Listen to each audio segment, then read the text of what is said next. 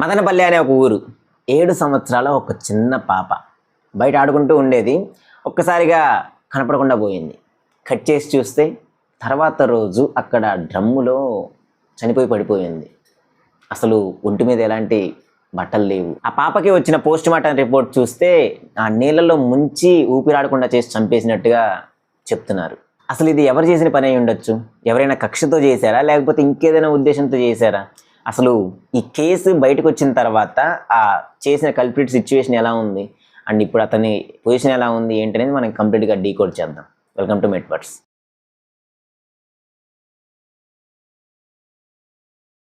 ఇక్కడ హై రేంజ్లో సినిమాటిక్గా అలా జరిగింది ఇలా జరిగింది అన్నట్టుగా ఏం చెప్పను. జస్ట్ అక్కడ ఏం జరిగింది ఏంటనేది నేను జస్ట్ సింపుల్గా ఎక్స్ప్లెయిన్ చేస్తాను. ఒకసారి చూడండి. అంటే అసలు ఆ సిచ్యువేషన్ తలుచుకుంటేనే నాకే చెప్పడానికి చాలా ఇబ్బందిగా ఉంది. అందుకే కొంచెం నార్మల్గా తక్కువలో క్లియర్గా ఎక్స్ప్లెయిన్ చేసేస్తాను. సో అక్కడ విషయం ఏంటంటే గోపినాథ్ అండ్ స్వర్ణలత అండ్ వాళ్ళు మదనపల్లిలో రెంట్కుంటున్నారు. వాళ్ళు, వాళ్ళ తాతయ్య, నాయనమ్మ అండ్ 2 పిల్లలు, వీళ్ళందరూ కూడా ఆ మదనపల్లిలో ఉండేవాళ్ళు. అయితే ఈ 7 years ఓల్డ్ పాప అండ్ వాళ్ళ చెల్లి వీళ్ళిద్దరికీ కూడా స్కూల్కి మండే హాలిడే ఇచ్చారు కదా. సో మండే వాళ్ళమ్మ ఆ పాపని పనికి తీసుకెళ్తాను అని చెప్పి అంటే వాళ్ళు లేదు మేము తాతయ్య వాళ్ళతో ఉంటాము అని చెప్పి అన్నారు. సో ఆ 7 years ఓల్డ్ పాప ఆ రోజు సాయంత్రం ఆడుకోవడానికి బయటికి వెళ్ళింది. బయట ఆడుకుంటూ ఉంది. ఇంతవరకు అంతా బాగానే ఉంది. సడన్గా ఒక్కసారిగా మాయమైపోయింది, కనిపించలేదు. అండ్ వాళ్ళ తాతయ్య వాళ్ళ నాయనమ్మ వాళ్ళు వెతకడం స్టార్ట్ చేశారు. అండ్ వాళ్ళు కంగారు పడుతూ వాళ్ళ పేరెంట్స్ కూడా ఇన్ఫార్మ్ చేశారు.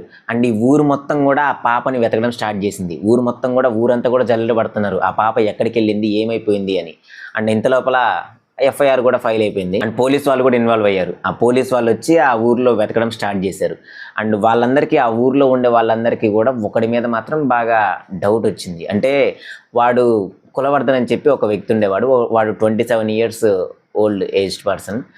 వాడి హిస్టరీ ఎలాంటిదంటే చిన్నపిల్లలు పెద్ద పిల్లలు ఇట్లా ఏమీ తేడా లేకుండా వాడి హిస్టరీ అంతా చాలా వర్స్ట్ అనమాట. అంటే ఆడపిల్లల్ని ఏడిపించడము ఇలా చేస్తాడనమాట వాడు. సో వాళ్ళు ఆ పోలీస్ వాళ్ళకి ఇన్ఫార్మ్ చేశారు. ఆ పోలీస్ వాళ్ళు వాళ్ళ ఇంటి దగ్గరికి వచ్చి చూశారు, అంటే వెతికారు, తలుపు కొట్టి చూశారు. కానీ ఎంతసేపటికి తలుపు కొట్టినా కానీ సరే తెరవకపోయేసరికి కిటికీ దగ్గర నుంచి వచ్చి చూస్తే వాడు కంప్లీట్గా మద్యం మత్తులో పడిపోయి ఫుల్గా తాగేసి పడిపోయి ఉన్నాడు.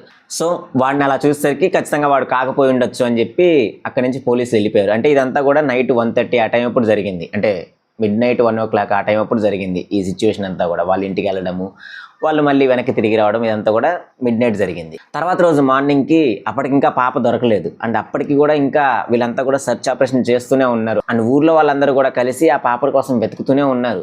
అండ్ వాళ్ళ పేరెంట్స్ వెతుకుతున్నారు, ఒక పక్క పోలీసు వాళ్ళు వెతుకుతున్నారు, వాళ్ళ తాతయ్య నాయనమ్మ వీళ్ళందరూ కూడా వెతుకుతున్నారు. అండ్ వీళ్ళు అంటే ఈ పోలీస్ వాళ్ళు ఇన్వెస్టిగేషన్ స్టార్ట్ చేశారు కదా. సో సీసీటీవీ ఫుటేజ్ చెక్ చేద్దామని చెప్పి చూశారు. ఆ సీసీటీవీ ఫుటేజ్లో చూస్తే వాడు క్లియర్గా ఆ పాపని తీసుకెళ్ళిపోతున్నట్టుగా రికార్డ్ అయ్యింది. ఇంకా పోలీసు వాళ్ళకి కన్ఫర్మేషన్ వచ్చేసింది కాబట్టి వాడు ఇంటికి వెళ్ళి తలుపులు బద్దలు కొట్టేసుకొని లోపలికి వెళ్ళి చూశారు. వాడు ఆ పోలీసుల మీద తిరగమల్లాడు. అంటే గొడవ పెట్టుకోవడం స్టార్ట్ చేశాడు. అసలు నాకేం సంబంధం ఉంది, అసలు మీరు ఎందుకు ఇలా చేస్తున్నారు ఇది అన్నట్టుగా వాడు గొడవ పెట్టుకొని ఎస్కేప్ అవ్వడానికి ట్రై చేశాడు. కానీ ఆ పోలీస్ వాళ్ళు వాడిని క్యాప్చర్ చేశారు. అంటే అక్కడే పట్టుకొని అండ్ అక్కడ ఆపేసి వాళ్ళ ఇంట్లో వెతకడం స్టార్ట్ చేశారు. వాళ్ళ ఇంట్లో వెతుకుతూ ఉంటే ఒక డ్రమ్ములో ఆ చిన్న పాప, ఆ 7 years ఓల్డ్ పాప ఆ డ్రమ్ములో చనిపోయి పడిపోయింది. అండ్ ఒంటి మీద ఎలాంటి బట్టలు లేవు.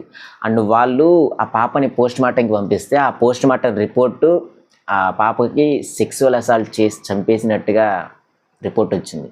అండ్ ఆ చంపడం కూడా బ్రతికుండగానే ఆ డ్రమ్ములో ఉండే వాటర్లో ముంచి ఊపిరాడకుండా చేసి చంపేశారు అన్నట్టుగా రిపోర్ట్ వచ్చింది. ఈ విషయం తెలియడంతో ఆ ఊర్లో ఉండే వాళ్ళందరూ కూడా వాడిని ఎలాగైనా సరే చంపేయాలి అని చెప్పి అందరూ వాడి మీద పడిపోయారు. అంటే మీరు చంపేస్తారా లేకపోతే మమ్మల్ని చంపమంటారా అన్నట్టుగా పోలీసు వాళ్ళ మీద తిరగమల్లారు. అండ్ ఈ హిజ్రాలు వాళ్ళు కూడా వచ్చి చాలా వైలెంట్ ప్రొటెస్టులు జరిగాయి అక్కడ. అండ్ హైవే అంతా కూడా బ్లాక్ అయిపోయింది. ఇదంతా కూడా జరుగుతూ ఉన్న టైంలో పోలీసులు వాడిని కాపాడటానికి, అంటే వాడిని కాపాడి ఆ జైలుకి తీసుకెళ్ళడానికి, వాళ్ళని ఆపడానికి, ఆ జనాన్ని ఆపడానికి వాడిని పోలీస్ జీప్లో కూర్చోబెట్టి వీళ్ళందరూ కూడా, అంటే మిగిలిన పోలీస్ వాళ్ళందరూ కూడా ఆ ప్రొటెస్ట్ని ఆపడానికి ట్రై చేస్తున్నారు. అండ్ వాడు అక్కడున్న ఆ డ్రైవర్ మాత్రమే ఉన్నాడు ఆ జీప్లో. సో ఆ డ్రైవర్ని తప్పించుకొని వాడు పారిపోయాడు. అండ్ తర్వాత రోజు చూస్తే వాడు ఒక నదిలో శవమై తేలాడు. ఇప్పుడు ఒకసారి ఈ డాట్ కనెక్ట్ చేసి చూద్దాం. అసలు వీడు సూసైడ్ చేసుకోవాలి అనుకున్నవాడు పారిపోడు కదా. అంటే ఆల్రెడీ వీడు చాలా మంది అమ్మాయిలతో ఇలా చేసిన హిస్టరీ అయితే ఉంది వాడికి. వాడు ఇలాంటి పనులు చేయడంలో వాడికి కొత్త ఏం కాదు. సో ఈ పాపని ఇలా చేసినందుకు వాడు పశ్చాత్తాపంతో ఇలా చేసి ఉండొచ్చా అనుకోవడానికి కూడా ఏమీ లేదు. ఎందుకంటే వాడు ఆల్రెడీ ఇంతకు మించిన ఘోరాలు కూడా చేశాడు అండ్ వాళ్ళ మీద చాలా క్రిమినల్ కేసులు కూడా ఉన్నాయి. ఈ సూసైడ్ చేసుకోవాలి అనుకున్నవాడు తప్పించుకొని పారిపోడు కదా. సో ఇది ఖచ్చితంగా సూసైడ్ కాదు అని చెప్పి అక్కడ వాళ్ళందరూ కూడా అనుకుంటున్నారు. కానీ అక్కడ ఉన్న వాళ్ళందరూ కూడా చస్తే చచ్చాడు, దరిద్రం వదిలిపోయింది అని చెప్పి అనుకుంటున్నారు. అండ్ మనం ఇక్కడ ఒక ప్యాటర్న్ అబ్జర్వ్ చేస్తే ఆ పాపని ఎలాగైతే ఆ డ్రమ్ములో ముంచి, అంటే ఆ వాటర్ అంతా కూడా వాటర్లో ఉన్న డ్రమ్లో ముంచి ఊపిరాడకుండా చేసి ఎలాగైతే చంపారో సేమ్ ప్యాటర్న్లో వీడిని కూడా అలానే చంపారు. సో వాడు సూసైడ్ చేసుకుని చనిపోయి ఉండొచ్చా, లేకపోతే ఇదే ప్యాటర్న్లో చంపాలి అని చెప్పి ప్రీప్లాన్డ్గా ఎవరైనా మర్డర్ చేసి అక్కడ వదిలేసి వెళ్ళిపోయారా? అండ్ ఇంకొక వియర్డెస్ట్ థింగ్ ఏంటంటే ఆ రోజు రాత్రి ఆ కులవర్తంతో పాటు వాళ్ళ అమ్మ కూడా ఆ ఇంట్లోనే ఉంది కదా. సో వాడు కనీసం తాగి పడిపోయిన తర్వాత అయినా కానీ సరే ఆ 7 years పాపని అక్కడి నుంచి తప్పించవచ్చు కదా అని చెప్పి వాళ్ళ తండ్రి అమర్నాథ్ క్వశ్చన్ రైజ్ చేశాడు. అండ్ వాళ్ళమ్మ ఈ ఇన్సిడెంట్ జరిగిన తర్వాత బెంగళూరు పారిపోయింది. అండ్ వాడు చనిపోయిన తర్వాత వాడి శవాన్ని తీసుకెళ్ళడానికి కూడా ఎవరు రాలేదు. అండ్ ఫైనల్గా నేను చెప్పేది ఏంటంటే ఈ ఆడపిల్లలకి చిన్న వయసు నుంచే గుడ్ టచ్ గురించి బ్యాడ్ టచ్ గురించి చాలా క్లియర్గా ఎక్స్ప్లెనేషన్ ఇవ్వాలి. అంటే వాళ్ళకి తెలియాలి, చిన్నప్పటి నుంచే తెలియాలి. అండ్ వాళ్ళకి డిఫెన్స్ విషయంలో కూడా సెల్ఫ్ డిఫెన్స్ ఎలా చేసుకోవాలి, ఎలాంటి క్రిటికల్ సిచ్యువేషన్స్ వచ్చినప్పుడు ఎలా రియాక్ట్ అవ్వాలి, అండ్ ఎలా చేస్తే వాళ్ళు బయటపడతారు అనే విధంగా కూడా ఇలాంటివన్నీ మనం నేర్పిస్తూ పెంచితే బెటర్ అని నా ఒపీనియన్. అండ్ మీరేమనుకుంటున్నారు ఈ ఇష్యూ గురించి? అండ్ వాడు కులవర్ధన్ చనిపోయిన వాడు అంటే వాడు సూసైడ్ చేసుకుని చనిపోయాడా, లేకపోతే నిజంగానే ఎవరైనా ప్రీప్లాన్డ్గా చంపేశారా? అంటే చంపాలి ఖచ్చితంగా. మీరేమనుకుంటున్నారు అనేది కింద కామెంట్ సెక్షన్లో చెప్పండి. అండ్ నాకు సపోర్ట్ చేయాలి అనుకుంటే మాత్రం జస్ట్ ఒక లైక్ చేసి సబ్స్క్రైబ్ చేసుకొని బెల్ ఐకాన్ ఆన్లో పెట్టుకోండి. And thanks for watching. This is Naveen మెట్ల సైనింగ్ ఆఫ్. జై హింద్.